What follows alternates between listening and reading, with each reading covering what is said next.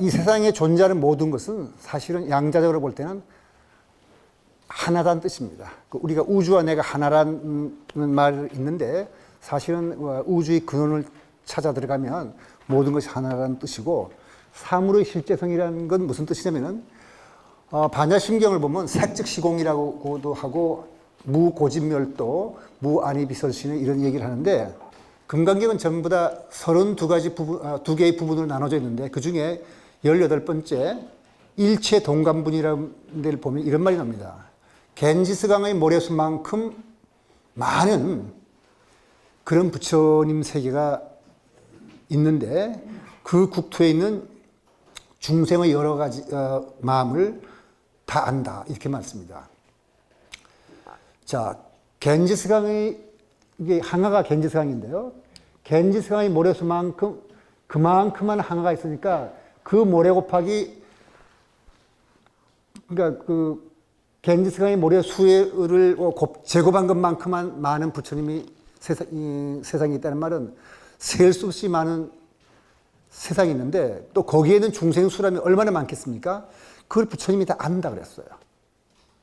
근데 이런 걸 들으면 우리 생각에 이건 그냥 소설인가 보다, 이런 생각을 아마 하게 될 겁니다. 그리고 이걸 읽으면서 여러분들이 볼 때 여기에 대해서 심각하게 생각해 본 사람은 제 짐작에 별로 없을 겁니다. 그냥 소설처럼 뭐 그렇게 될 거라고 생각한다면은, 그러나 이 구절을 봤을 때 소설이라고 생각하고 읽는다면은 이 경전을 아무리 많이 읽어도 별로 도움이 되지 않을 겁니다. 근데 만약 양자 얽힘을 이라는 현상을 아는 사람이 이 경전을 읽으면 이게 뭔가 사물의 그 참모습이라는 것은 우리가 평소에 생각하는 것과는 다른가 보다 하는 생각이 들면서 굉장히 호기심을 가지고 불경을 읽게 될 겁니다.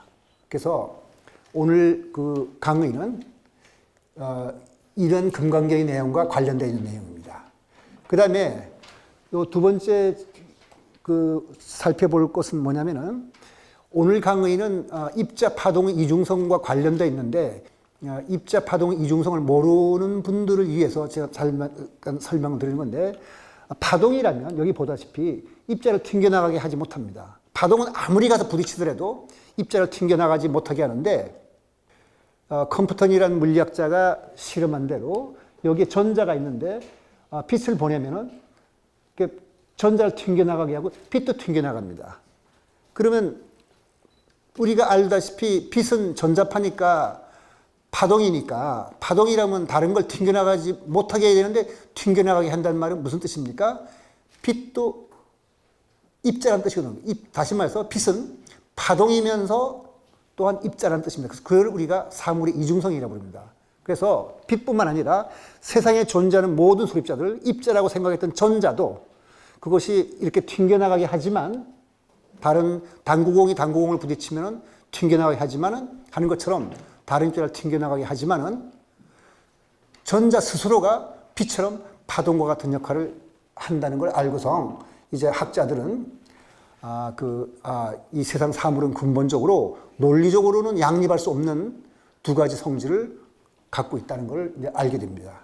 그걸 바탕으로 강의하는 거죠. 예를 들면 여기에 있는 이건데, 그 데이비슨인가 거머라는 사람이 전자 등 입자의 파동성을 관찰했는데, 이렇게 두 가지, 파동이라는 거는 이렇게 한쪽에서 온 것과 다른 쪽에서 만난 것이 여기 만나게 되면, 파동은 이렇게 골이 이렇게 높은 데를 마루라 그러고 꺼지는 데를 골이라 하는데, 마루와 골이 만나면은 합쳐져서 사라지고, 골과 골이 만나면은 두 배가 돼서 세지니까 어떻게 만나냐에 따라서 어둡고 밝은 무늬가 생깁니다. 어둡고 밝은 무늬가 생긴다는 것은 전자가 파동이다, 이런 걸 얘기합니다. 그런데 파동인데 이상한 거는 입자를 하나씩 보내도 간섭무늬가 나타납니다. 하나라면은 우리 생각에는 둘 중에 한쪽으로 왔으니까 한쪽에서 온 것이 어떻게 두 군데서 온 것처럼 간섭무늬를 만들까 하는 생각이 드는데, 실제 해보면 하나씩 보내도 이렇게 밝고 어두운 무늬가 생겨서 간섭무늬가 생겼는데, 그럼 하나가 동시에 두 장소를 지나갔다는 뜻이죠.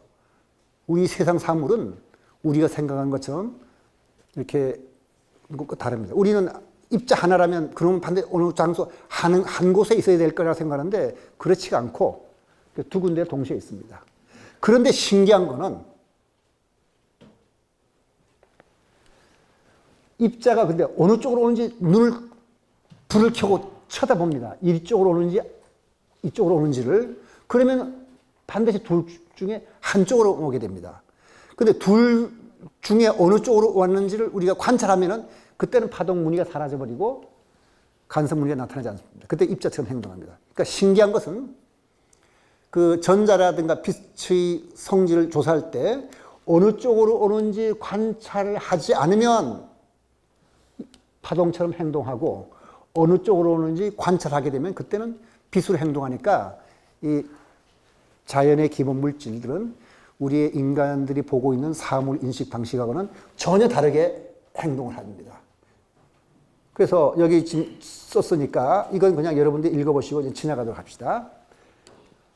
모든 소립자를 하나씩 보낼 때도 간섭 무늬가 나타난다는 말은 밝고 어두운 무늬가 나타난다는 뜻입니다. 그런데 한 개씩 보내도 간섭 무늬가 나타난다는 말은 두 개의 소리를 입자 하나가 동시에 통과했다는 뜻이니까 입자 하나가 동시에 여러 곳에 있다는 증거가 되겠고, 근데 어느 쪽을 스리스를 통과하는지 관찰하면 반드시 하나의 스리스만 통과하고 그때는 입자가 돼요. 파동처럼 하죠. 다시 말해서 그거는 관찰하지 않으면 파동인데 관찰하면 드디어 입자라는 건 딱딱하고 질량 갖고 있고 뭐 우리가 실체를 갖고 있는 존재라고 생각하는데 그런 실체는 관찰에 의해서 입자라는 실체가 나타난다고 우리가 말씀드릴 수 있습니다. 제목 자체가 굉장히 자극적이랄까 도발적이죠. 시간을 소급하는 인과율이란 말은 우리가 인과라면은 과거에 일어났던 일이 나중에 어떤 결과를 일으킨다는 뜻이 될 때 이건 거꾸로 되죠. 시간을 소급하니까 현재 일어난 일이 과거를 결정한다는 뜻이 되겠네요. 왜 그런지 한번 살펴볼까요? 대개 우리 우주는 138억 년 전, 뭐 대충 생각해서 140억 년이라 생각한다면 그때 빛이 나왔습니다. 이렇게 사방에 나왔게 이렇게 나왔는데 어쨌든 이게 은하단이 있으면은 중력이 있으면 빛이 이 중력장에서 이렇게 구부러집니다. 이렇게. 그러니까 위에서 오는 건 이렇게 구부러질 테고 밑에서 오는 건 구부러지는데 가만두면 이 빛이 지구 근처에 왔을 때 어떻게 되나요?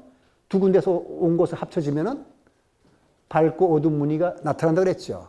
그럼 파동이네요. 그럼 140억 년 전에 이 빛이 파동으로 출발했나 보다 생각할 텐데 아까 뭐라 그랬습니까? 어느 쪽으로 오는지 관찰하게 되면 간섭 무늬가 사라지고 이렇게 마치 밀가루로 부은 것처럼 이런 모양이 생긴다. 어느 쪽으로 관찰하면 그때는 파동의 그 간섭 무늬가 사라지고 입자처럼 됩니다. 그런데 이상하지 않습니까? 지금 생각해보면 140억 년 전에 출발할 때는 빛으로 파동으로 왔느냐 그때 입자로 왔느냐가 만약 결정됐더라면 지금 내가 관찰하든 말든 간에 파동이든 입자일 텐데 지금 관찰하면 입자, 하지 않으면 파동. 다시 말해서 이때 출발할 때는 애매한 상태였는데 지금 관찰자의 관찰 행동이 과거의 행동을 결정한 셈이 됐죠. 그러면 시간을 소급하는 인과주의라는 말을 할 수 있겠습니다. 이거는 우주에 관해서 큰 스케일로 그렸기 때문에 실제 실험을 할 수 없을 것처럼 보이지만 실제로는 우리 물리학자들이 딜레이드 초이스 익스페리먼트를 해가지고 이런 실험을 많이 합니다. 여기에 쓴 대로 140억 년 전에 출발할 때 입자 파동의 상태를 결정하지 않고 출발했다는 건가 하는 우리가 의문을 제시할 수 있네요. 그런데 현재의 관찰 행위가 140억 년 전의 일을 영향을 미치는 거지 않습니까? 지금?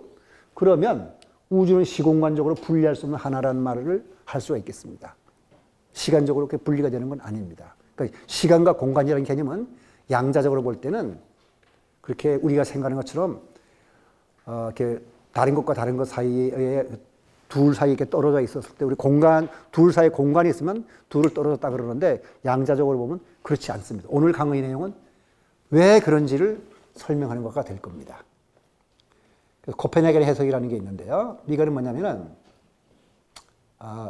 그 입자 파동 이중성을 여러분들이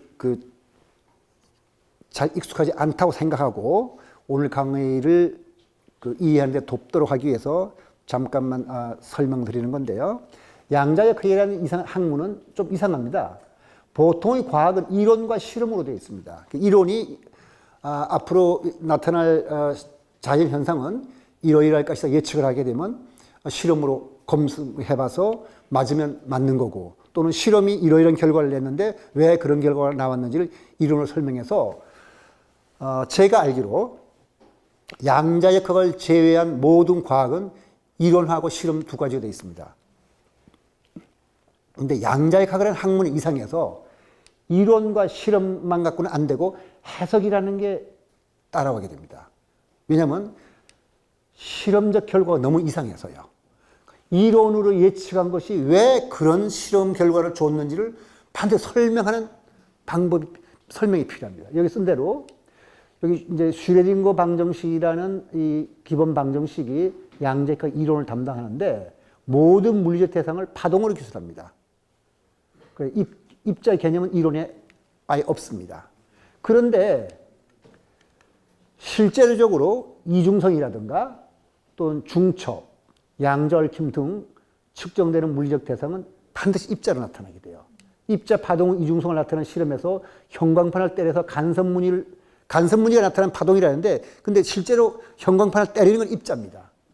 어쨌든 실험할 때는 항상 입자가 문제가 되니까 왜 이론은 파동으로 기술했는데 우리가 보는 거는 그렇게 입자로 되어 있는지를 설명하는 게 필요합니다. 그래서 해석이 필요한 거죠. 그 해석을 하는 것이 굉장히 많이 있는데, 다른 물리 이론과는 달리 양자역학은 지금 설명드린 이유에 의해서 이론과 실험을 이어주는 설명이 필요합니다. 그래서 보통 확률론적 인과율로 실험 결과를 설명하는데 무슨 뜻이냐면은 슈레딩거 방정식이라는 그 방정식을 풀어보면 파동함수가 나오는데 그 파동함수는 현재 보고 있는 이 물리 상태에서 한 가지를 말해주지 않습니다. 여러 가지 상태가 겹쳐 있다고 말해줍니다. 그걸 중첩이라고 그러거든요.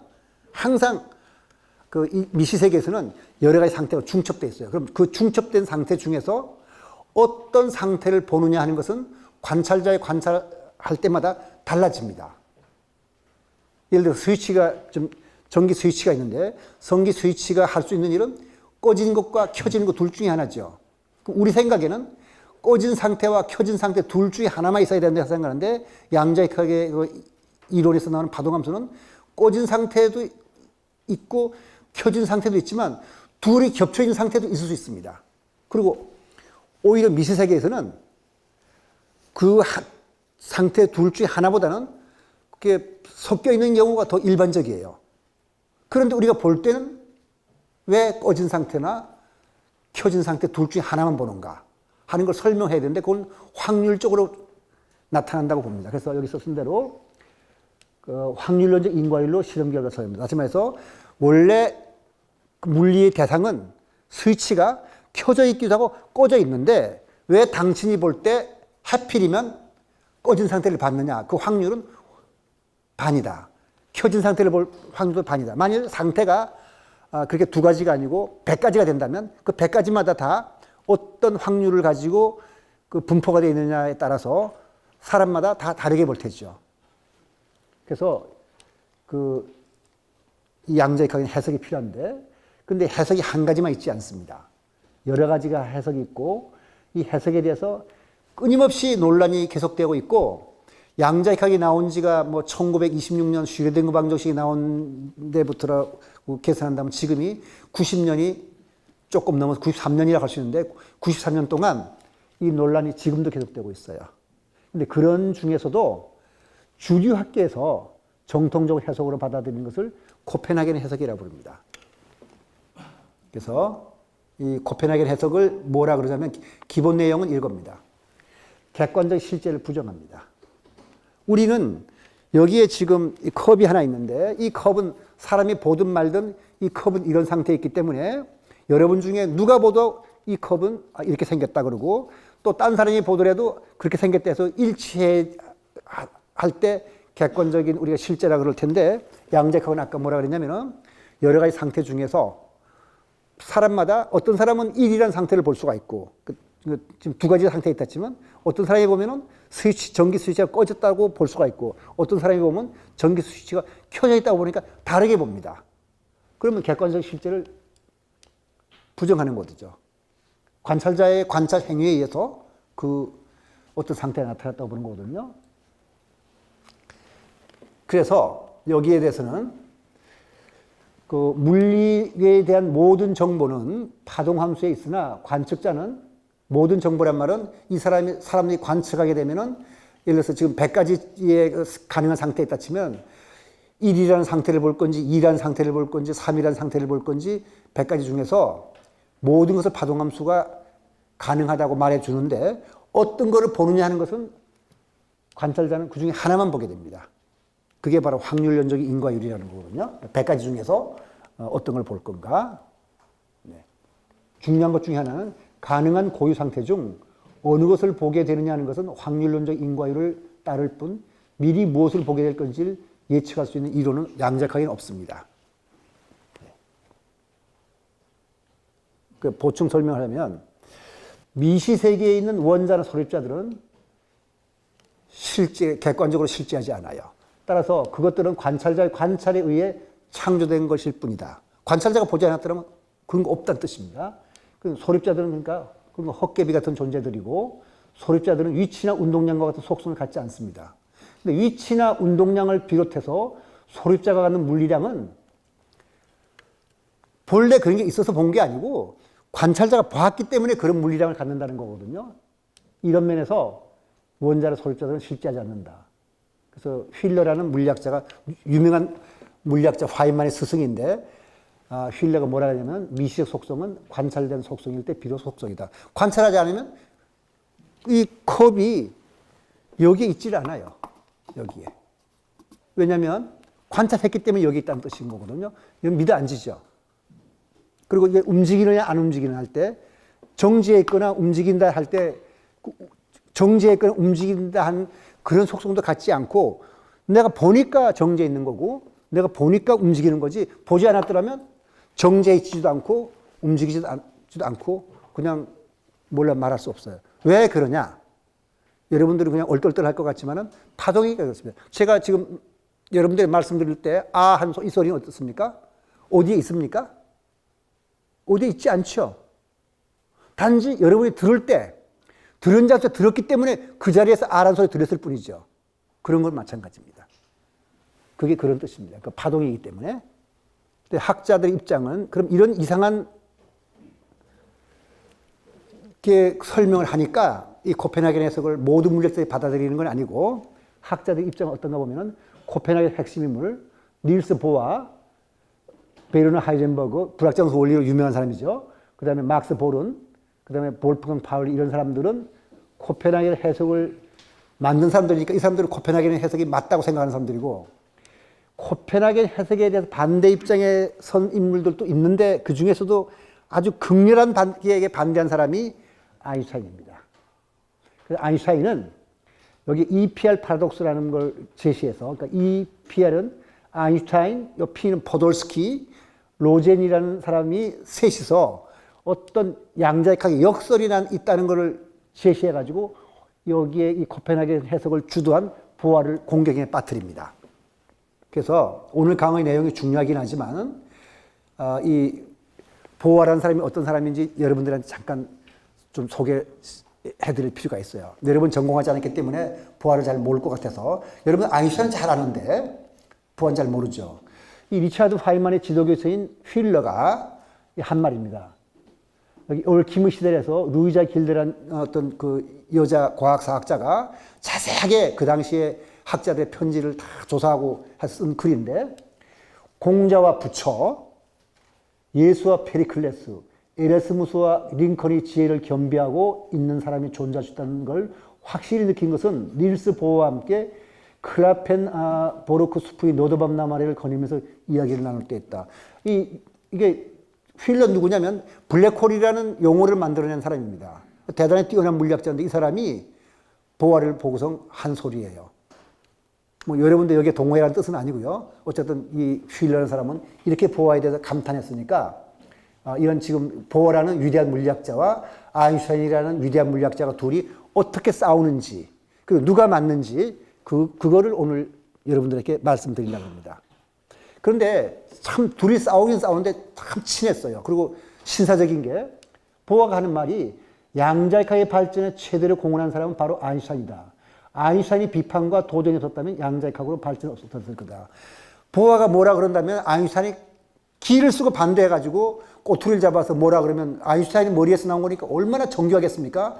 그럼 보아가 골치가 아파가지고 그냥 울상이 돼가지고 집에 갔다가 번개같이 생각해갖고 이제 아인슈타인이 틀렸다고 말하면은 또 아인슈타인이 머리가 아프게 쌓았다가 또 몇 달 뒤에 보아가 틀렸다고 말하면 보아가 다시 또 머리를 쌓게 했다. 이런 식으로 해가지고 양자역학이 발전했기 때문에 이런 말을 한 겁니다. 보아하고 아인슈타인은 서로 존경하면서 이런 식으로 싸워서 양자역학이 발전됐는데 오늘 이제 그 얘기를 하죠. 그래서 일단 오늘 예비적 고찰에서는 오늘 본 강의가 아니고요. 그러니까 이 강의를 듣기 위해서 필요한 몇 가지 준비될 개념들인데 거시세계의 존재들, 거시세계의 물리적 대상들은 실용적인 맥락에서는 실제하죠. 우리가 보니까 실용적인 맥락에서는. 그래 일성 경험 세계에서 만나는 거시적 물체들은 객관적 실제로 보입니다. 우리 생각에 누가 봐도 컵은 여기에 있는 거고 똑같이 보일 것 같죠. 그렇지만 거시적 세계는 헛개비 같은 원자와 소립자들로 이루어졌습니다. 근데 헛개비가 많이 모이면 근데 적어도 이것들은 소립자를 모였으니까 그러면 헛개비가 많이 모이면 실체를 갖게 되고 실제하는 것일까?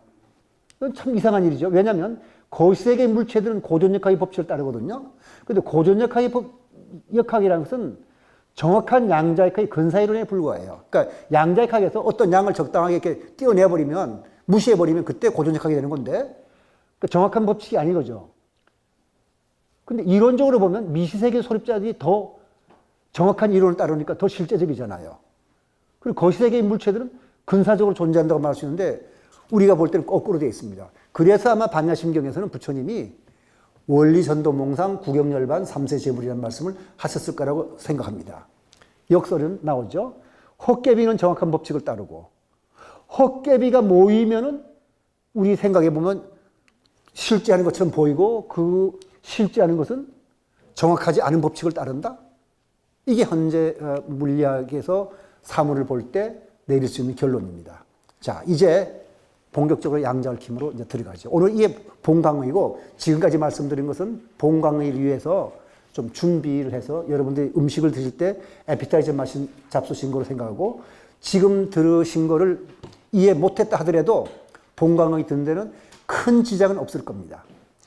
반야심경에 보면 시고 공중 무색 무수사 행시 무한히 비설으니 그래서 공 가운데는 색도 없고 물질도 없고 느낌도 없고 생각도 없고 뜻도 없고 인식작용도 없다. 그리고 뭐 눈, 귀, 코, 혀, 몸 생각도 없다. 이렇게 말하니까 이 조동종을 그 중국 선종의 오가인 조동종을 연 동상양계 스님이 반야심경 위에다가 무안이 비설신에서 자신이 코를 만지면서 여기 이렇게 코가 있는데 왜 없다고 할까 하고 스승에게 물음을 던졌습니다. 그리고 아인슈타인이 똑같은 말을 들어줬어요. 보는 사람이 없으면 다른 없는가? 봤기 때문에 있다니 하니까 그러면 안 보면 없는가 하고 물은 거예요. 그 스님하고 아인슈타인이 똑같은 물음을 던졌죠. 그러면 이제 여기에 대해서 우리가 논쟁을 한번 살펴보죠. 양자역학은 물리학 이론으로서는 정말 놀랄만치 성공을 거두었고요. 더군다나 상대성 이론과 양자역학을 결합한 상대론적 양자역학은 인간이 만든 이론 중 가장 완벽하게 자연을 설명한다는 그런 평을 듣습니다. 그리고 양자역학의 인식론적 기반에 대해서는 그런데도 그렇게 잘 맞는데도 불구하고 인식론적인 문제에 대해서는 끝없이 누가 이의를 제기하고 그 논란이 끝나질 않았어요. 그건 그러면 코펜하겐 해석이 잘못된 건지 그런 거는 확실치는 않지만 적어도 현재까지 볼 때는 이런 주장을 할 수 있는 사람도 있어요. 일부 주장이고 저도 그렇게 주장하는 사람이 일부이긴 하지만은 이것은 양자역학 이론을 자연스럽게 수용할 수 없도록 인간의 사물인식 방식이 잘못이 있기 때문이다. 인간이 머리가 잘못돼서 그런 거지 양자역학은 잘못됐다고 보지 않는다는 그런 뜻입니다. 그럼 어떻게 잘못됐는지 오늘 그걸 한번 판단해 볼 텐데 문제의 초점은 이겁니다. 아까 원자가 독립적인 실체라면 다른 것과 관계없이 그것 스스로 독자적으로 존재하는 거라면 하나의 위치와 정해진 운동량을 갖고 있어야 될 겁니다. 그런데 원자가 어딘가 위치하지 않거나 얼마나 빠르게 움직이는지 말할 수 없다면 양자가 그렇게 말하거든요. 그러면 그걸 실체가 있는 존재라고 말할 수 있는가? 근데 양자에서는 뭐라 그러냐면은 우리가 봤기 때문에 거기에 있는 거고 우리가 측정했기 때문에 그렇게 움직이는 것이지 그렇게 보지 않았더라면 그런 위치에 있지도 않고 그런 속도도 안 가진다고 하니까 입자가 어디에서 얼마나 빠르게 움직이는 하는 것은 물음 자체가 성립하지 않는다고 그랬어요. 볼 때만 비로소 그게 의미를 갖는다고 이렇게 말했거든요. 여기에 대해서 당연하게 이제 우리가 몇 가지 요약을 해서 그 보아하고 아인슈타인의 입장을 한번 살펴볼게요. 보아는 입자가 X라는 위치에서 발견되었다면 입자는 원래 X 부근에 있었다는 것은 아인슈타인이 그렇게 주장하는데 여러분도 그렇게 생각하죠? 제가 여기서 이 컵을 여기서 발견했다 치면 본래 컵이 여기 있었으니까 당신이 컵을 발견한 거라고 여러분들이 그렇게 얘기하지 않겠습니까? 근데 보아가 말하기를 그렇게 생각하는 것은 고전적인 관점이다 얘기했습니다. 양자의 극적으로 본다면 그러니까 전자가 하나의 경로를 따라 움직인다고 생각하기 때문에 나온 발생. 아까 예비적 고찰에서 뭐라 했죠? 전자는 하나를 쏘더라도 구멍 두 개를 지나간다 그랬죠. 그 두 개를 지나가는데 어디에 있다는 말을 어떻게 하느냐 이 말입니다. 그래서 관측되지 않은 전자는 위치한 속성을 갖고 있지 않는다. 왜냐하면 구멍을 두 개 뚫어놓으니까 한 개를 보냈는데도 구멍 두 개를 지나가고 구멍 세 개를 뚫어놓으면 세 개를 지나가니까 위치한 속성이 없다는 뜻입니다. 그 보아의 말입니다. 그러니까 아인슈타인은 뭐라 그러냐면은 왜 그렇게 되느냐? 사실은 제가 이 입자를 볼 때, 여기 컵이 있는 걸 볼 때, 이건 뭐냐면 저기에서 날아온 빛이 여기를 때려서 제 눈에 들어왔기 때문에 컵이 있다는 걸 보는 거거든요. 근데 아까 말씀드린 대로 빛이 이 전자를 때리면 전자가 튕겨나가죠. 항상 관측할 때마다 여기에 있는 위치를 볼 때마다 이놈이 위치가 이렇게 튕겨나가기 때문에 딴 데 가 있을 겁니다. 그러니까 정확한 위치에 있지 않죠. 그래서 그걸 불확정성 원리라고 그러는데 아인슈타인도 불확정성 원리를 인정해요. 내가 이걸 볼 때 빛이 탕 때리는 순간 빛이 때려서 이렇게 튕겨나가고 내가 여기서 위치를 봤다면 튕겨나갔으니까 정확한 위치에 있지 않고 조금 애매할 거 있지 않습니까? 따라서 인정해요. 그렇지만 양자역학의 확률론적 해석을 불안정한 것으로 봅니다. 다시 말해서 여러 가지 상태 중에서 어떤 거 우연히 하나만 보게 되고 나머지에 대해서는 모르겠다 그러는 거. 다시 말해서 스위치가 꺼졌느냐 켜졌느냐 볼 때 내가 보면 꺼진 걸 봤고 저 사람이 보면 켜진 걸 봤습니다. 그럼 내가 볼 때 왜 꺼진 걸 보는지를 예측을 못하는 거거든요. 우연히 그렇게 봤다는 거거든요. 그거에 대해서 굉장히 아인슈타인이 불만이 돼가지고 하나님은 주사위에 놓지 않는다 이런 말이었어요. 입자를 어디에서 관측했다면 이론이 그 양자역학이 잘못돼서 예측 못했을 뿐이지 입자는 관측된 부분이 어딘가에 있었다. 여러분 생각에는 아인슈타인이 여러분 마음에 아마 들 거라고 저 생각합니다. 근데 파울리라는 이제 보아와 같이 코펜하겐 해석을 만든 사람이 뭐라 하냐면 존재 여부조차 분명치 않은 대상을 놓고 논쟁을 벌이는 것은 바늘끝 위에 천사가 얼마나 많이 앉아있는지를 따진 것 같다. 왜냐하면 아까 처음에 예비적 고찰을 봤듯이 입자를 하나를 보내더라도 슬릿 두 개를 동시에 지나간다 했잖아요. 그러니까 그건 위치라는 속성을 갖고 있지 않는 거거든요. 어느 쪽에 있는지 잘 모르는 거예요. 그렇게 해서 존재 여부조차 분명치 않은 대상을 놓고 논쟁을 벌이는 것은 바늘끝 위에 천사가 얼마나 많이 앉아있다는 거예요. 실제로 옛날 그 신학자들은 바늘 하나 위에 천사가 얼마나 앉았는지를 논쟁한 일이 있었습니다. 근데 그 얘기를 한 거거든요. 자, 그래서 아인슈타인이 머리에서 나왔으니까 대단한 이제 문제가 나올 텐데 개를 교란시키지 않고 개라는 말은 우리가 생각하고 있는 물리적 시스템이에요. 여기를 손대지 않겠어요. 손대면 아까 같이 내가 보려고 여기 빛을 쪼이면은 빛이 이 입자를 때려 보내니까 교란시킨 거잖아요. 그러니까 교란시키지 않고 절대 손대지 않고 자기가 물리량을 정확하게 여기에 대해서 양자역학을 못한다고 그랬는데 이게 물리량이 얼마다고 말할 수 있다면 그거는 반드시 실제의 한 요소가 있어서 이 물리량이 대응하는 것이다. 무슨 뜻이냐면 이렇게 말하는 거예요. 우리가 여기에 컵을 보고 제가 컵의 크기, 부피, 색깔을 알아냈어요. 이거 손대지 않고. 그냥 여기만 보고도 내가 무슨 하여튼 신통력을 발휘할건 뭘 건 간에 여기 이렇게 건드리지 않고 크기와 무게도 알고 색깔도 알아냈거든요. 그러면 그 색깔이 어디서 나왔냐?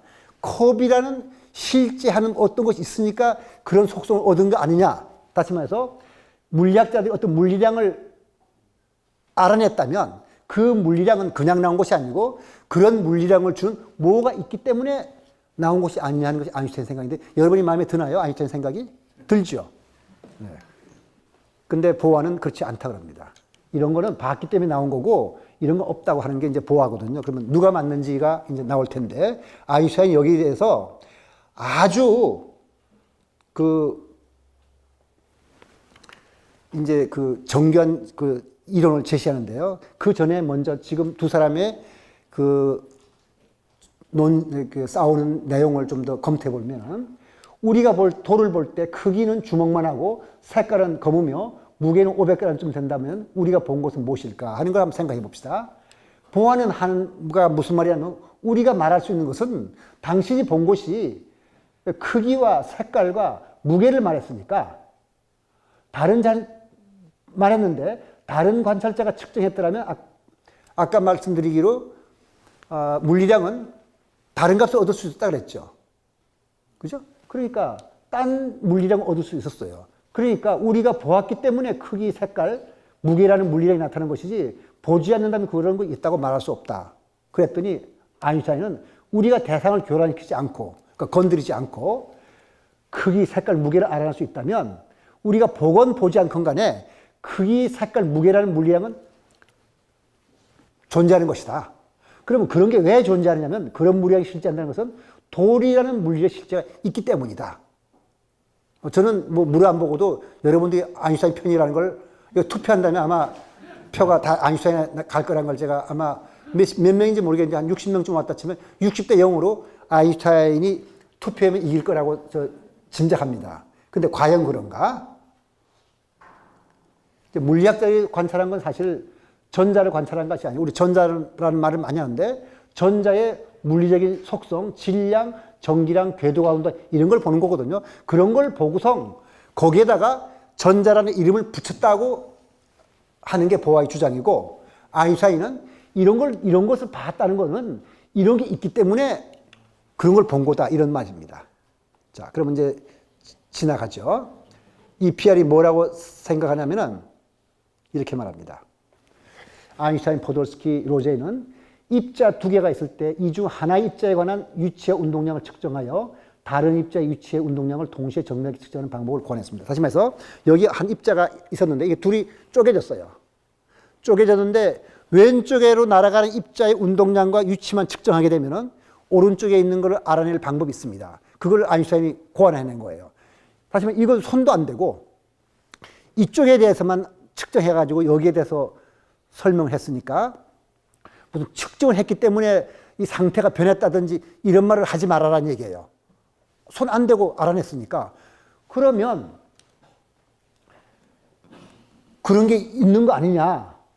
이렇게 해서 입자의 실체가 보이지 않더라도 관측되는 부분 어딘가에 존재하니까 그런 거를 우리가 예측한 거 아니냐. 따라서 보아라든가 양자컬 만든 사람이 모르는 어떤 요인이 있었다. 숨은 요인이 있어서 그렇게 된 거지. 당신네들이 이 숨은 요인을 몰라서 예측을 못하고 봐야만 있다고 그런 거지 당신의 잘못이다. 이런 말을 한 겁니다. 그걸 숨은 변수 이론이라고 그러는데요. 이제 아인슈타인이 본래 한 것은 알아내기 어려운데 데이비드 봄이라는 또 천재가 나와가지고 원래 EPR이 제안한 원래 실험과 원리적으로 똑같으면서도 실제 수행이 가능한 실험 방법을 고안합니다. 자, 이제 여러분들도 요 예비적 고찰이 없었더라도 이해할 수 있었는데 예비적 고찰이 있었기 때문에 아주 금방 이해할 수 있을 거라고 믿고 제가 설명드릴게요. 자, 먼저 물리량의 합이 0이에요. 이 지금 어떤 덩어리가 있는데 이거는 물리량이 없어요. 다 측정해보면 0인데 요 놈이 둘이 나눠집니다. 이렇게 둘이. 그래서 스핀이라는 물리량만 생각을 하게 되면 물리량의 합이 0인 입자가 두 개의 입자를 분리되어 반대 방향으로 진행을 지금 하거든요. 그러면 왼쪽으로 전자가 갔다 그러고 오른쪽으로 양전자가 갔다 그러면은 양전자를 소위 전자의 반입자라 그래가지고 모든 물리량이 반대값을 갖게 됩니다. 우주의 소립자는 그렇게 되어 있거든요. 근데 만약 측정된 왼 전자의 스핀 값에 따라서 오른쪽 양전자의 스핀 값은 결정이 돼요. 왜냐하면 이 전자나 양전자의 스핀은 반드시 2분의 1 또는 마이너스 2분의 1이에요. 그러니까 전자가 2분의 1이라면 양전자는 합친 것이 0이니까 마이너스 2분의 1 돼야 되겠죠. 전자가 마이너스 2분의 1이라면 양전자는 플러스 2분의 1일 겁니다. 그러니까 여기는 손 안 대고 전자만 보고서 전자의 스핀만 보고서 양전자의 값을 알아낼 수 있는 거가 되죠. 그런데 스핀 0이니까 전자가 2분의 1이었더라면 양전자는 마이너스 2분의 1. 전자가 2분의 1이었더라면 마이너스 2분의 1이었더라면 2분의 1 이렇게 결정되게 되는 것은 이건 아주 쉬운 실험입니다. 그런데 보아가 지적한 건 뭐냐 이런 거죠. 손도 안 대고 여기에 전자를 알아내면 전자가 이렇게 2분, 이거 위로 된 걸 2분의 1이라고 그러고 밑으로 된 건 마이너스 2분의 1 되는데 여기 2분의 1이라면 이건 마이너스 1이고 여기 그림도 똑같이 그렸죠. 여기 2분의 1이라면 전자는 반드시 양전자는 마이너스 2분의 1 전자가 마이너스 2분의 1이라면 양전자는 플러스 2분의 1 왜냐하면 전자하고 양전자 합친 것은 반드시 이렇게 0이 되게 되어 있으니까 이건 너무 쉽잖아요. 여러분들이 아다시피 여기에 이제 아인슈타인이 하는 말이 있습니다. EPR 파라독스라는 건 뭐냐면은 아까 말씀드리기로 그 처음에 예비적 코첼에서 2분의 1의 상태와 마이너스 2분의 1의 상태를 측정을 하기 전이라면 두 개가 중첩되어 있다고 그랬죠. 전자는 2분의 1과 마이너스 2분의 1 둘 다를 갖고 있어요. 사람이 볼 때 어떤 사람은 보면 2분의 1 볼 수 있고 어떤 사람은 마이너스 2분의 1 보는 거거든요.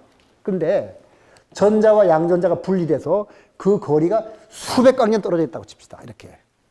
그러면 측정하기 전에는 전자의 스핀 성분이 2분의 1인지 마이너스 1인지 몰라요. 그 2분의 1 확률이 50%, 마이너스 2분의 1 확률이 50%거든요. 그죠? 그 전자의 스핀을 측정한 값이 2분의 1이면 저 수백 광년 떨어져 있는 양전자의 스핀이 얼마라고요? 손도 안 대고 당장 마이너스 2분인 거 알죠? 그건 모순이죠. 아인슈타인이 말하는 거. 왜 모순이냐면 이놈은 2분의 1일 수도 있고 마이너스 2분의 1일 수도 있고 이놈도 이걸 먼저 측정할 수도 있잖아요. 2분의 1일 수도 마이너스 2분의 1일 수도 있죠. 만약 결정되어 있지 않았다면 결정된 것이 아니라면 내가 측정하게 되면 이놈이 마이너스 2분의 1, 2분의 1 대수인데 전자를 2분의 1이라고 측정했더니 이건 손도 안 댔는데 마이너스 2분의 1이라는 말은 뭐예요? 어떻게 그게 가능해요? 여기서 2분의 1이라는 측정했던 정보가 가야 될 거 아니에요. 전자가 양전자가 입장에서 보면은 전자와 나랑 스핀을 합치면 0이 되게 되어 있는데 지금 누군가가 저기 측정해서 이 전자의 스핀이 2분의 1 했으니까 나는 빨리 마이너스 2분의 1 돼야지 하고 2분의 1 값을 마이너스 2분의 1까지 줘야 될 거 아니에요. 근데 원래는 전자를 측정하지 않았더라면 딴 사람이 측정했더라면 2분의 1 측정할 수 있었던 거죠. 왜냐하면 둘 다 2분의 1 마이너스 1, 요거는 마이너스 2분의 1 둘 다 가능했던 거거든요. 전자를 측정하지 않았더라면 이 사람은 2분의 1 측정할 수 있었을 거예요. 근데 어떻게 전자 2분의 1 측정을 하자 말자 정보가 가지도 않았는데 왜냐하면 상대성 이론에 의하면 모든 정보는 빛의 속도보다 더 빠를 수가 없어요. 그럼 수백 광년 떨어졌단 말은 여기 2분의 1이라는 값을 측정했다는 정보가 가는데 수백 광년 걸리는 거죠. 근데 여기서 뭐예요? 수백 광년 걸리지 않고 바로 2분의 1 결정됐잖아요. 그 말은 양자역학이 잘못이다는 거죠. 왜냐하면 본래 이놈은 마이너스 2분의 1이라는 값을 갖고 있었으니까 손 안 대고도 금방 2분의 1 된 거지 여기서 2분의 1 측정했기 때문에 마이너스 2분의 1 된 것이 아니다. 이게 아인슈타인 생각입니다. 왜냐하면 손 안 대고 예측했잖아요. 그러면 마이너스 2분의 1이라는 양전자의 그 스핀 값이라는 것은 이미 측정 안 하더라도 그런 것이 있는 거고 근데 그런 값은 왜 나왔느냐? 양전자라는 물리적 실제가 거기 있기 때문에 그런 값이 나온 것이다. 이 말이 그 아인슈타인 말이거든요. 왜냐하면 상대성 이론에 의하면 정보의 전달 속도는 빛보다 빠를 수 없기 때문에 그런 말을 할 수 있는 거예요.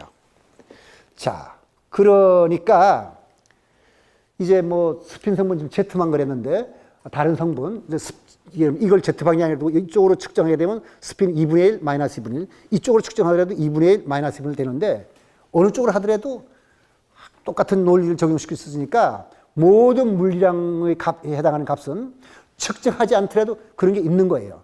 그런 게 있다는 말은 그런 물리량을 주는 물리적 실제가 있다. 이게 아인슈타인 주장이거든요. 자, 이 말이 나왔을 때 여기 지금 제가 말씀드린 걸 정리한 건데 정보를 전달 속도는 빛보다 빠를 수 없다. 측정 전에 스핀 값은 결정되어 있어야 한다. 이 스핀 값은 왜 나왔느냐? 그런 값을 주는 물리적 실제가 있기 때문에 그런 것이다. 하지만 측정 전에도 입자는 실제한다. 그러니까 측정 없이 물리량을 결정할 수 있으므로 양자역학은 불완전한 것이다. 세상에 패러독스라는 건 있을 수 없다. 이게 아인슈타인의 말이거든요. 아인슈타인의 이렇게 주장하는 논문이 나오자 루이자 길드가 쓴 책을 읽어보면 보아가 밥을 먹다가 먹다가 떨어뜨렸대요. 너무 놀래가지고. 왜? 너무 맞는 말 같거든요. 그래서 보아가 다른 일 다 팽개치고 이 논문을 검토한 일에 매달렸는데 몇 달 뒤에 보아는 아인슈타인하고 논문 제목이 똑같은 제목의 논문을 다른 학술지에 실렸습니다. 근데 반박했어요. 어떻게 반박했냐면은 보아는 아인슈타인 주장이 두 개의 파편이 완전히 분리되었다고 보고 그 둘을 독립존재로 본 것 때문에 그런 주장한 거잖아요. 그런데 바로 아인슈타인이 바로 그걸 잘못했다는 거예요, 보아는. 보아의 설명에 의하면 이 둘이 떨어져 있다고 한 거는 누가 측정도 안 해보고 네 마음대로 떨어졌다고 그러냐. 아인슈타인 하는 말이에요. 내가 말하기를 항상 측정해보고 떨어졌다고 말해야 될 거 아니냐. 너 측정도 안 해보고 왜 떨어졌다고 그래. 측정 전에는 두 개의 파편이 분리됐다고 말할 수 없어요. 보아 말이. 관측 결과 몇백 년 광년에 떨어져 있다는 것이 판명될지라도 그건 관측한 다음의 얘기지. 관측하기 전에는 둘을 하나다. 단일체다. 그뿐만 아니라 우주의 양쪽 끝에 있다 하더라도 그거는 측정한 다음의 얘기지. 지금은 단일체다. 그래서 보아하는 말이 분리되었다고 생각하고 개를 기술하면 이미 벌써 개 교란을 준 거기 때문에 시스템이 바뀐다는 거예요. 이건 둘이 하나니까 본래가 스핀값이 0이라면 2분의 1 하자마자 마이너스 2분이 될 거 아니에요. 이게 보아의 말로서 이 둘은 하나다. 분리할 수 없는 하나다. 이렇게 주장했는데 그럼 누가 맞는지 안 맞는지를 측정하는 건 굉장히 어려울 건데 세상에는 천재가 많은 것 같아요. 그 측정하는 방법을 보아가 옳은지 아인슈타인이 옳은지를 알아내는 방법을 찾아낸 사람이 있습니다. 그게 바로 베리예요. 베리 정리라는 것은 여기 그냥 글자로 썼어요. 여기 혹시 여기 강의 참석 안 한 사람들도 이해할 수 있도록 제가 다 썼는데 보아와 아인슈타인 중 누가 옳은지를 결정하는 것은 쉬운 일이 아니지만 1964년 근데 아인슈타인은 1955년 죽었고 보아는 1962년 죽었기 때문에 누가 옳은지 둘은 서로 자기가 옳다고 생각하고 죽었어요. 근데 64년에 물리학자 벨이 EPR 파라독스 속에 내포된 철학적 논란들을 검증 가능한 부등식 형태로 나타내고 벨의 정리를 발표했는데 사람들은 다가 그렇다는 건 아니고 과학사상가들 중에는 벨의 정리를 가리켜 과학의 역사에서 가장 위대한 발견이라고 평을 할 정도로 벨 부등식의 심오한 뜻을 갖고 있는데 너무 간단합니다. 오늘 여기 앉아 계신 분들은 벨의 정리를 스스로 유도할 수 있을 거예요. 오늘 그걸 말씀드릴게요.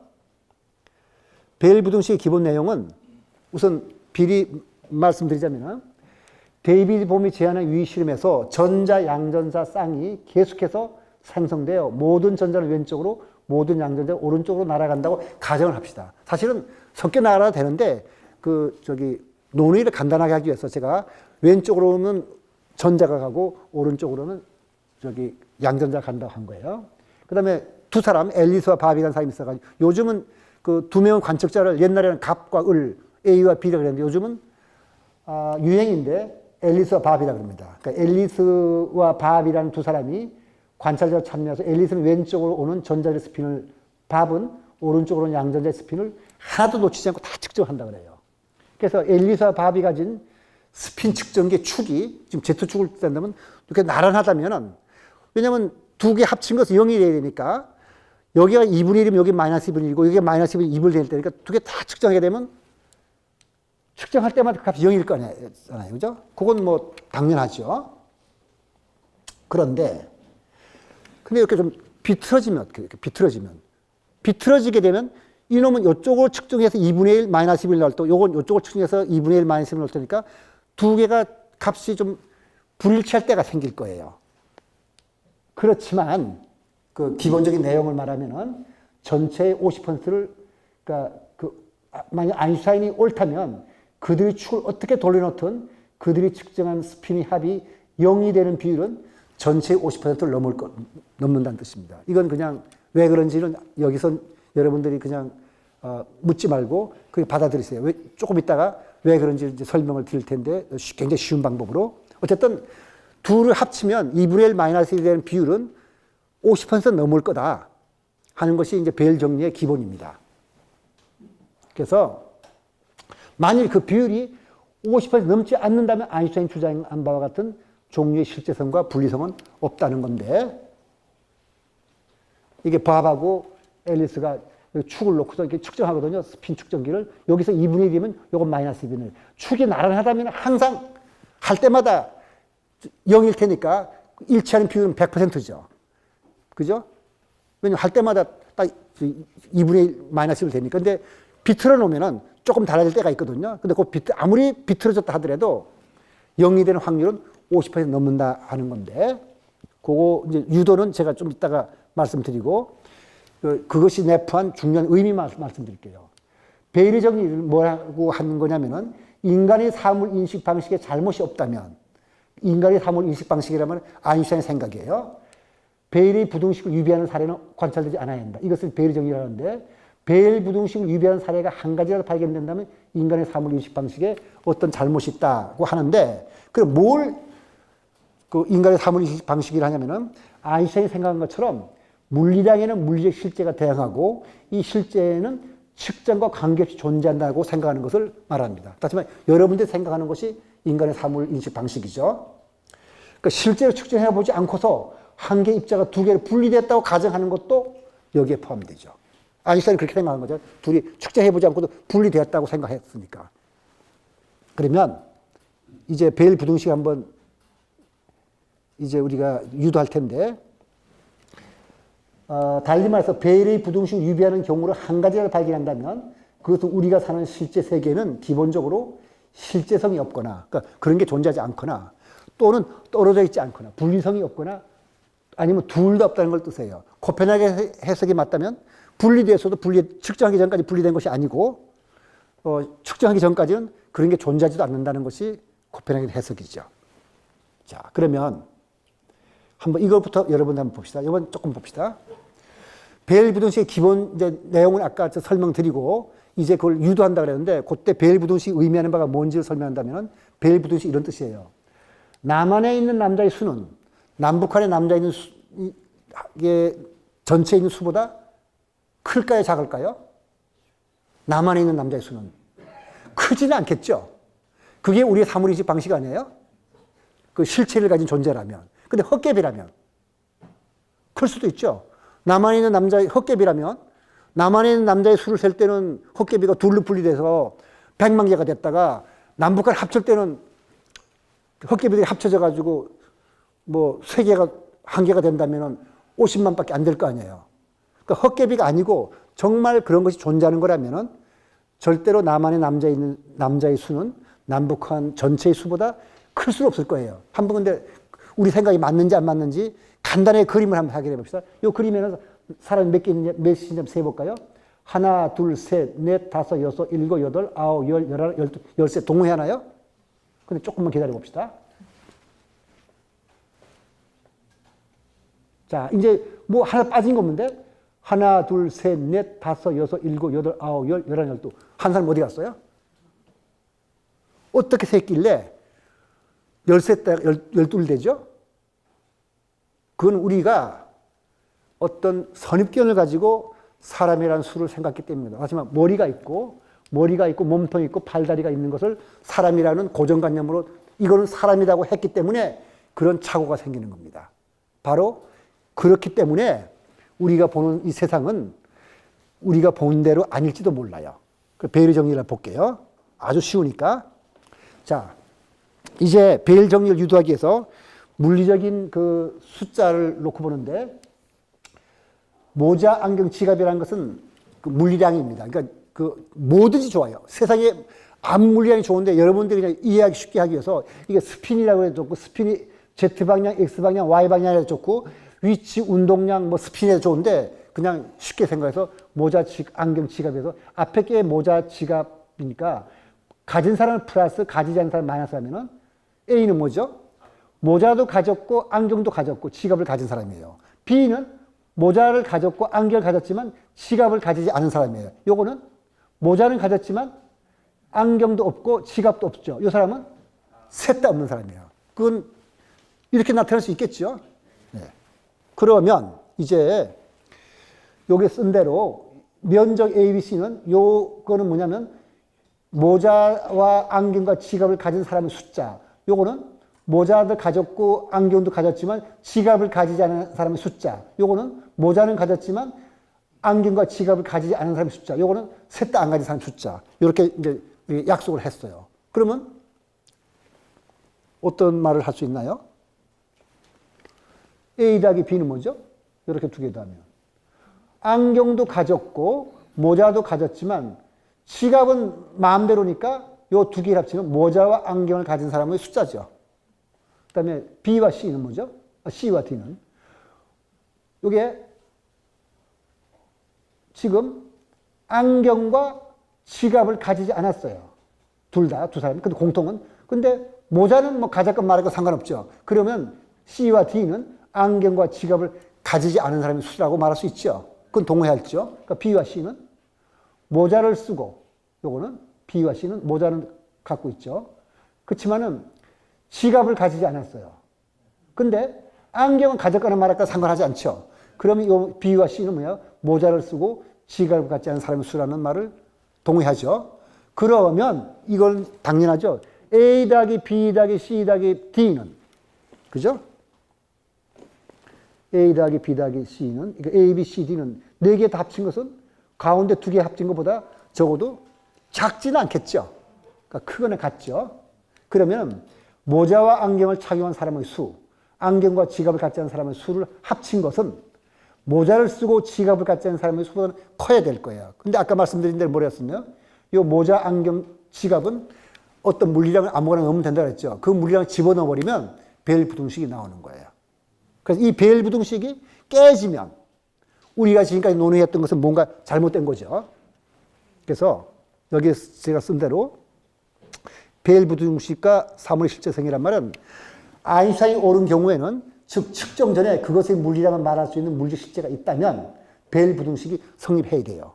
근데 보아가 말한 것처럼 만약 이 부등식을 위배한 사례가 발견된다면 인간의 사물 인식 방식에 잘못이 있는 거가 됩니다. 그 인간의 사물 인식 방식이란 건 뭐냐? 한번 다시 볼까요?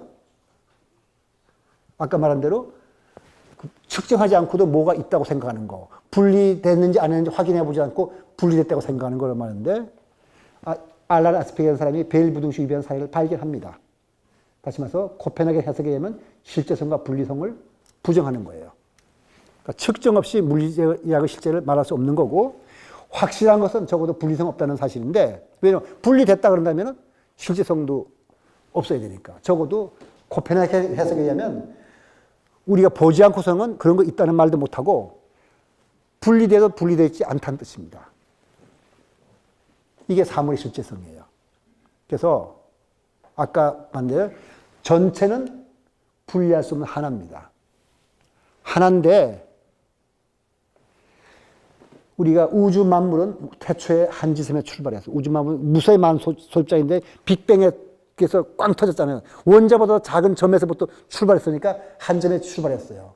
우주의 근원을 추적하게 되면 모든 만물은 양자적으로 얽혀 있습니다. 우리들을. 모든 것은 다른 모두가 연결되어 있어요. 이거는 제가 말씀드린 게 아니고 제가 설명은 드렸지만 요 문장은 그 브라이언 그린이라는 젊은 물리학자가 아주 그 해설을 잘하는데 우주의 구조라는 책에 쓴 190페이지 나온 거니까 여러분들이 흥미있는 사람은 이 책을 사서 한번 확인해 보세요. 우리는 하나예요. 그런데 왜 여러분들하고 여기 다 다르다고 생각하죠? 그거는 잘 모르겠어요. 어쨌든 사물에는 실제성도 우리가 생각하는 것처럼 그렇게 있는 것이 아니고 우주는 분리되지 않습니다.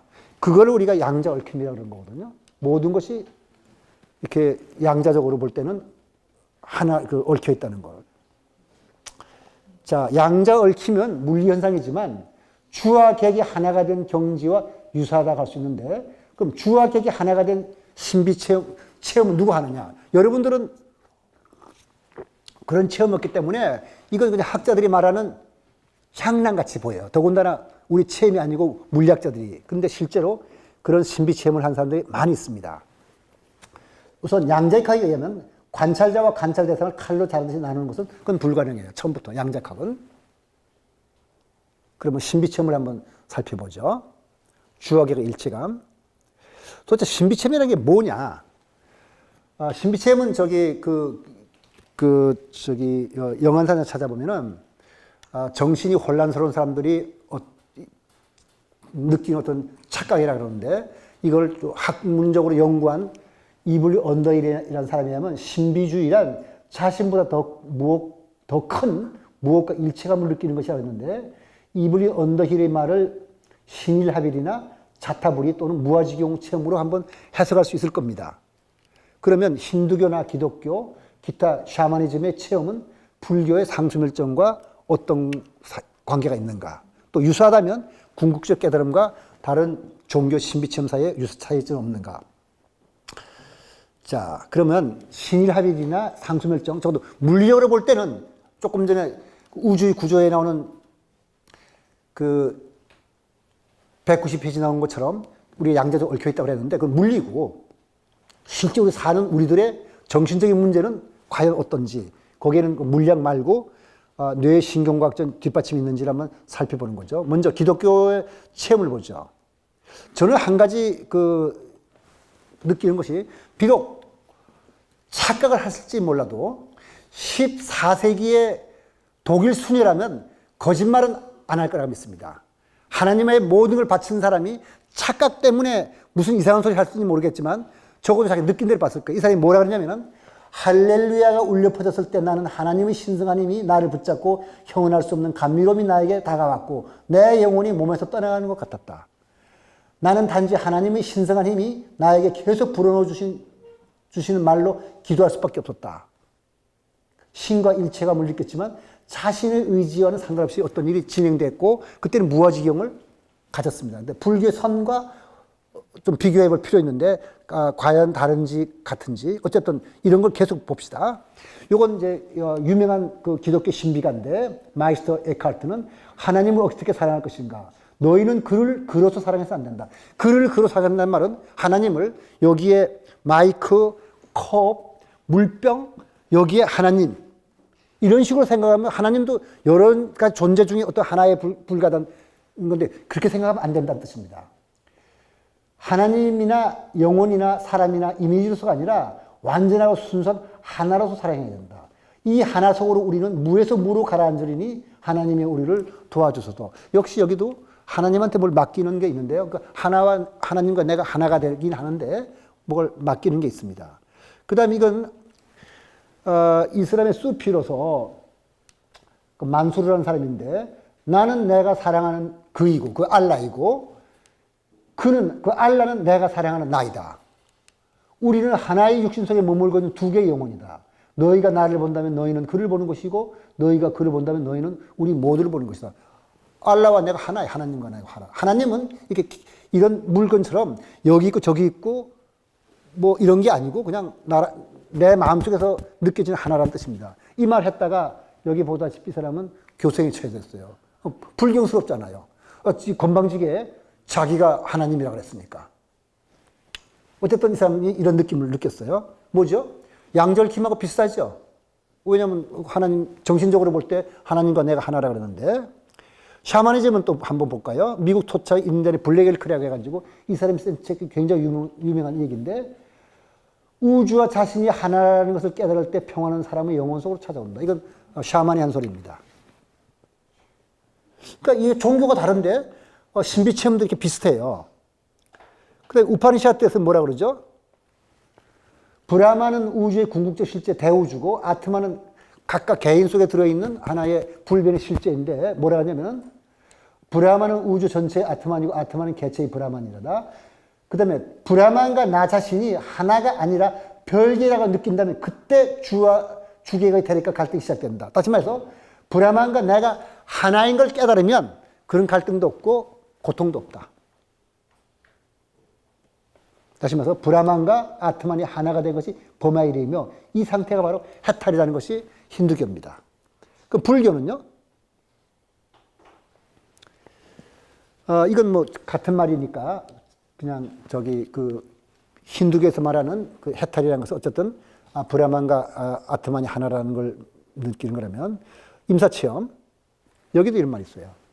이건 이분 알렉산드리아 가지고 논란이 많은데 나는 천국을 보았다는 사람이 이거 하버드 의과대학 교수인데 뇌과학자인데 죽었어요. 자기가 일주일 동안 죽었다가 살아나가지고 깨어난 다음에 뭐라 그러냐면은 때로 나의 자각의식과 내 주변의 세계 사이에 경계가 너무 흐려져서 내가 전 우주가 되어버리는 때가 있었다. 다시 말해 우주와 내가 임사체험 속에서 하나가 되는 걸 느꼈다는 그런 뜻입니다. 그러니까 전혀 다른 경우에 이런 걸 느꼈었거든요. 그 다음에 불교의 상수멸정에서 뭐냐면은 이건 부처님의 체험인데 비구들이 흙도 없고 물도 없고 불도 없고 바람도 없는 그런 영역이 있다. 그 속에는 이 세간도 없고 출세간도 없고 그것은 만들어진 것이 아니면 이것은 계름의 끝이다. 그래서 불교는 우주를 지수 화풍으로 되는데 그런 구별이 없다는 얘기예요. 그리고 세간도 없고 출세간도 없고 그러니까 이런 구별이 없이 통째로 하나가 된 그런 경지를 내가 경험했노라 이런 뜻입니다. 그리고 무슨 신의 신성이니 뭐 일체니 피조물이니 뭐 이런 것도 다 소용없고 그냥 통째로 하나에 대한 경지다 이런 뜻입니다. 그럼 비슷하네요. 자, 그러면 불교의 깨달음과 타종교 신비 체험에는 어떤 차이가 있는지 한번 살펴볼까요? 우선 공통점은 이원론이 사라져요. 주악이 없어요. 그 다음에 평화로워서 괴로움이 끝이에요. 그 다음에 뇌과학적으로 살펴보면은 후상부 두정엽이라 그러는 요 부분에 기능이 정지되어 있습니다. 그래서 잠깐만 보면요. 그 후상부 두정엽이라 그러는 요 부분에 기능이 정지되면은 자신이 그 후상부 두정엽의 왼쪽이 뭐냐면 자신이 공간적 감각을 말해서 나와 너를 구분하는 뇌 부분이 정지됐다는 뜻이거든요. 그러니까 그런 체험은 가능해요. 실제로 과학적으로 볼 때. 요 부분인데 요 부분의 기능이 정지되면은 실제로 나와 너의 구별이 없어지는 걸 체험을 할 수 있다고 합니다. 근데 차이점이 있어요. 뭐냐면 다른 종교에서는 자유의지에서 내가 거의 간 것이 아니라 큰 존재의 의도에 따라서 간 거예요. 근데 불교에서는 자신의 의지대로 움직인다는 거예요. 재현할 수가 있고 그런 상황을 똑같이 반복할 수 있는데 그건 부처님 말씀을 들어볼까요? 뭐라 그러냐면은 나는 내가 원하는 대로 첫 번째 선정이 든다. 나는 내가 원하는 대로 두 번째 선정이 들고 나는 내가 원하는 대로 세 번째 선정이 들고 나는 내가 원하는 대로 상수멸에도 상수멸이란 말은 모든 느낌과 생각이 이런 게 다 없어져서 우주와 내가 하나가 된 경지. 그리고 나는 내가 원하는 대로 여러 가지 초월적 능력을 경험한다. 카사빠도 그러니까 우리가 말하는 마하가섭도 그가 원하는 대로 그렇게 한다. 내 제자인 모칼라하나도 내 제자인 사리푸타도 그렇게 한다. 다시 말해서 자유의지에서 내 선택에서 그럴 수 있다는 뜻입니다. 안 하려면 안 하고. 그런 차이가 있어요. 불교하고 다른 종교 체험을 놓고 볼 때 어느 우열을 말하는 것이 아니라 어쨌든 그 설법한 내용을 보면 이런 내용이 있습니다. 여기 이제 사리푸타가 그렇게 마음대로 한다는 그런 뜻이고요. 그런 자유로운 마음으로 지냈다. 아까 그 마가라트 에브너는 자기는 어쩔 수 없는 힘에 끌려서 그 하나님한테 이끌려서 갔지만은 여기서는 그게 아니고 부처님은 부처님대로, 사리푸트는 사리푸트대로 자기 마음대로 그렇게 왔다 갔다 했다는 이런 구절이 여기 나옵니다. 그럼 주유, 계약, 일체감의 신비체험과 인격의 변화를 보면요. 우리가 주와 계약의 구분 없이 전체가 하나라는 것은 영기이치를 말하는 것이며 사물의 실상이 공과 중도라는 것을 뜻하는 겁니다. 바로 지금 봤지만 지금 사물의 실상이 공이었잖아요. 그래서 이러한 체험을 한 사람은 인격에서 변화가 오기 마련인데 어떤 변화가 오는지 한번 40년 이상 선수행하는 사람들과 10일 정도 선수하는 사람들 중에서 스님 말고 우리 이제 보통 사람들 중에서 이런 사람들의 체험을 한번 비교해 보겠습니다. 왜냐하면 우리가 볼 때 스님이나 수행자는 좀 우리하고 다른 사람처럼 느끼니까 그게 아니고 우리들 중에서도 이런 체험은 어떻게 나타나는지 한번 볼까요? 그래서 전문적인 수행자들을 이 사람은 제임스 오스틴은 하버드대학교 그 의과대학 교수로서 뇌과학자이고 이 클라다사도 존 H라는 클라다사는 본명이고 존 H가 본명인데 이 사람들은 40년 이상 선수행을 꾸준히 한 사람들이고 모두 우주와 자신이 하나가 된 체험을 한 사람들이 뭐라 그랬는지 한번 들어보죠. 우선 제임스 오스틴은 선과 뇌의 향리라는 책을 써가지고 우리나라 번역이 되는데 이게 여러분들이 확인해 보라고 해서 제가 35, 50일 다 그냥 써놨어요. 뭐냐? 그냥 쭉 읽어보죠. 선을 하면 마음이 평온해지고 정신이 맑아진다. 이런 점은 해를 거듭할수록 늘어난다. 왜냐하면 수행은 단순함, 안정됨, 올바른 행동, 자비로 나가기 때문이다. 이런 건 뭐 별거 아니죠. 그랬다 하더라도 문제는 여기 한번 볼까요?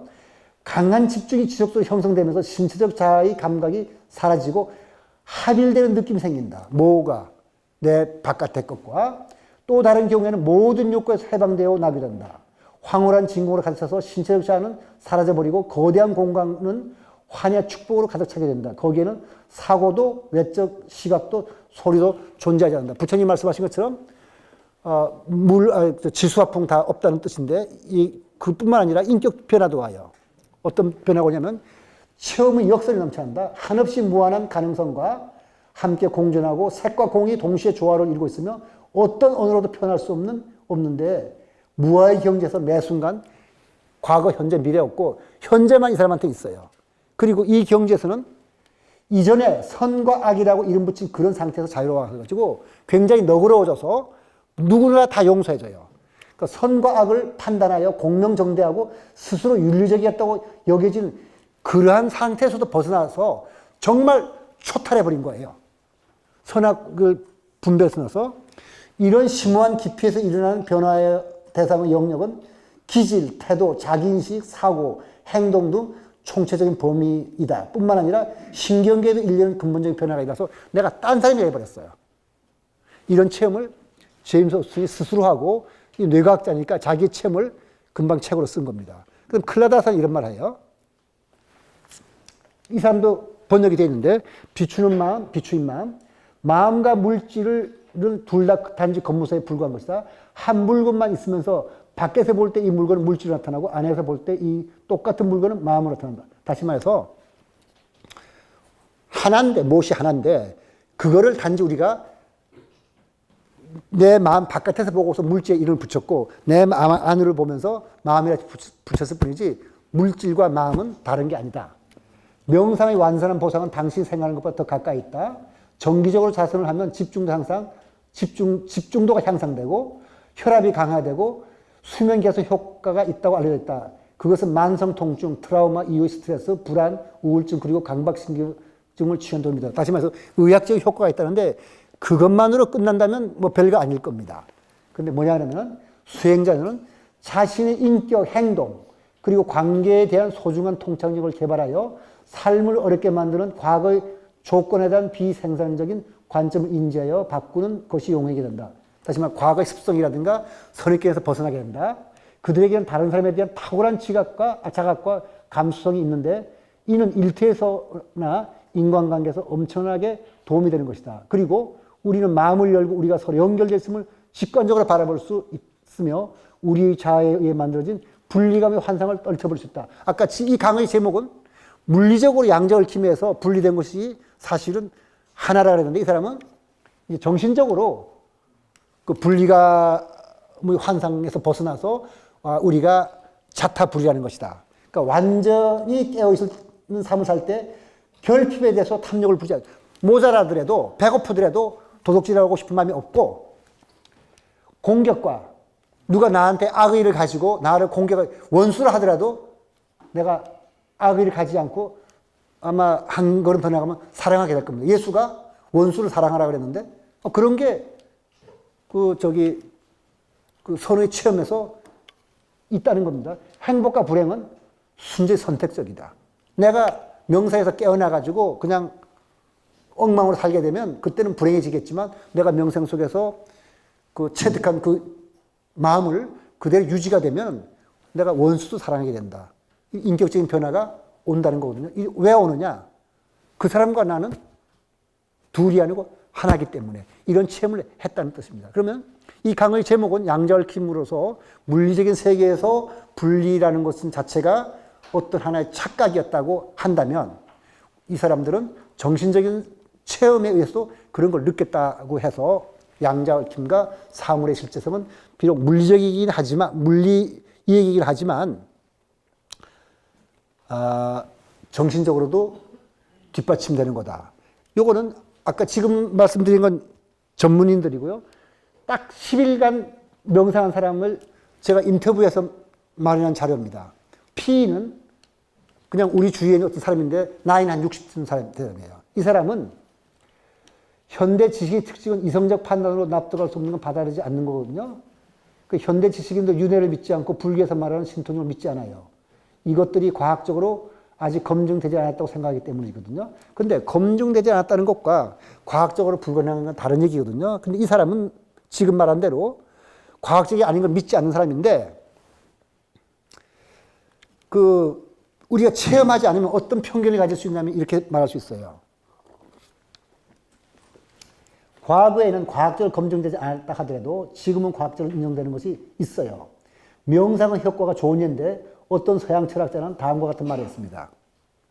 20세기 초에 이 사람은 아직 선이라든가 명상 같은 게 효과를 모를 때인데, 인간의 무지란 정말로 끝끝이 할 수 없다. 나는 결코 어떤 힌두교도들처럼 배꼽에 정신을 집중하고 일생을 보낼 수는 없다. 이게 뭐죠? 단전호흡이죠. 그러니까 명상할 때 보통 단전에다가 정신을 집중하고 호흡을 하니까 세상에 저렇게 바보가 있느냐, 평생 동안 어떻게 저렇게 단전호흡이나 하고 사느냐, 이렇게 생각한 겁니다. 근데 지금은 그렇지 않죠. 지금 유럽도 그렇고 미국도 그렇고 그 마인드풀니스, 그러니까 마음 챙김 명상이라 해가지고 다들 지금 단전호흡 하느라고 지금 난리가 났거든요. 이 철학자는 힌두교들이 단전에 의식을 집중하고 요가 명상에 잠기는 것을 보고 이런 말 했을 건데, 이 사람은 명상의 의미를 몰라서 그럴 거예요.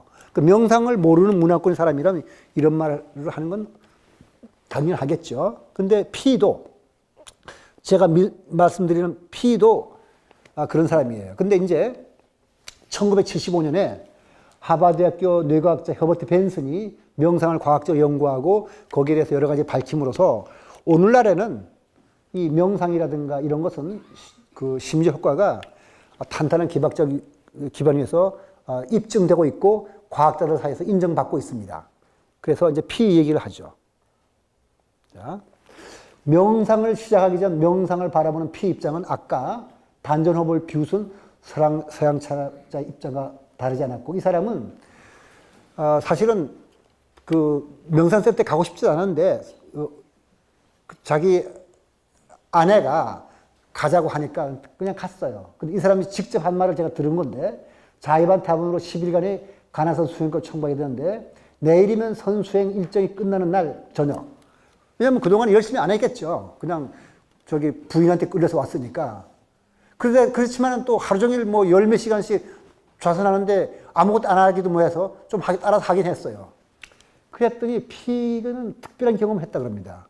P가 하는 말에 의하면 단전에 의식이 집중하고 있는 가운데 온몸이 진동이 오면서 이렇게 떨리면서 갑자기 마음속에 그 눈물이 솟구치면서 자기 마음속에 품고 있던 원한이나 미움이 없어지더래요. 그러니까 가기 전에 자기 동료 중에 누군가가 되게 미워서 내가 요번에 열흘간 끝나고 나면은 가서 좀 따져야지 하고, 딸이 굉장히 얄문 짓 해가지고 내가 지금 부인한테 끌려왔긴 했지만 요거 끝나고 나면은 딸을 좀 야간 차지했는데 이거 경험하고는 미움이 사라진 걸 느끼니까 딸은 그 나이에 당연히 그럴 수 있는 거고 저 동료는 입장이 그러면 당연히 그럴 수 있는데 내가 왜 그렇게 그 사람들을 미워했을까 해서 내 지금 느낌과 인격의 변화가 사실인지 알기 위해서 일부러 자기가 미워하고 따지려고 했던 그 동료를 찾아갔답니다. 찾아가서 악수하고 웃었는데 하나도 밉지 않더래요.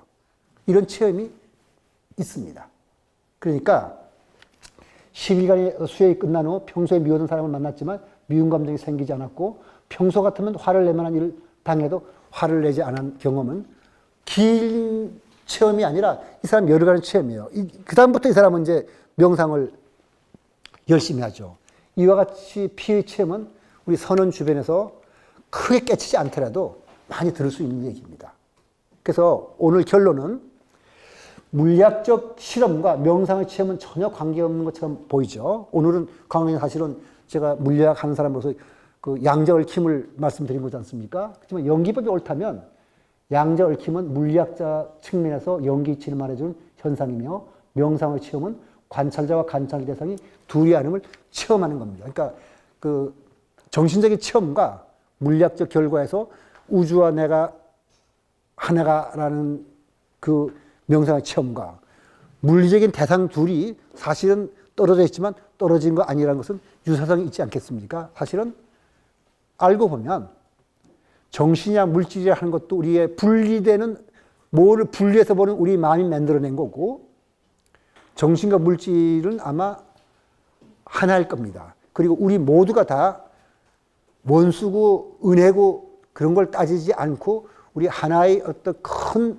마음속에 그리고 우리 불교에서 일심이라고 그러는데 일심의 경지에 이르게 되면 그냥 너와 내가 없어질 겁니다. 그거를 아마 양자 얽힘이라는 물리적인 어떤 현상이 물리학적인 측면에서 그런 것의 일면을 보여주는 것이 아닌가 하는 생각 때문에 제가 오늘 양자 얽힘과 사물의 실제성을 여러분들에게 말씀드렸고 여기에 대한 해석은 물론 여러분 각자가 또 달리 해석할 수 있을 것입니다. 오늘 강의 여기서 마치도록 하겠습니다.